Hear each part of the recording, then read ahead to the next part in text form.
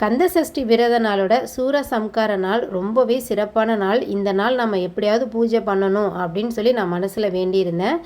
உடம்பு கொஞ்சம் பெட்டராக ஃபீல் ஆன மாதிரி இருந்துச்சு. ஈவினிங் சாமி கும்பிட்டுக்கலாம் அப்படின்னு சொல்லிட்டு குளிச்சுட்டு வாசல் தெளித்து கோலம் போட்டுட்டேன். ஹஸ்பண்ட் வந்து ஊரில் கொஞ்சம் வேலை இருக்கிறதுனால அத்தையும் பார்த்து ரொம்ப நாள் ஆனதுனால ஊருக்கு கிளம்புனார். ஊருக்கு கிளம்புறப்ப எங்களுக்கு தேவையான காய்கறிகள்லாம் வாங்கி கொடுத்துட்டு போகிறதுக்காண்டி வாங்கிட்டு வந்து வீட்டில் கொடுத்துட்டு அதுக்கப்புறம் சன்வியை ஸ்கூல்லேருந்து அழைக்கிறதுக்காக போயிட்டார்.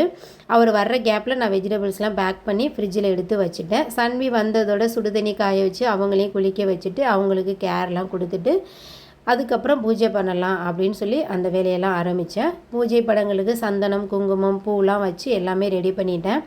இந்த கந்த சஷ்டி விரத நாளில் எல்லா நாளுமே நான் வந்து பூஜை பண்ண முடியலை. இடையில ஒரு சில காரணங்களால் என்னால் பண்ண முடியாமல் போச்சு.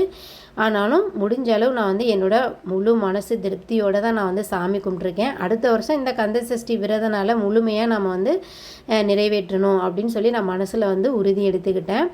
இந்த நாளும் ரொம்பவே சிறப்பாக சாமி கும்பிட்ட மாதிரி மனசில் எனக்கு கொஞ்சம் திருப்தியாகவே தான் இருந்துச்சு.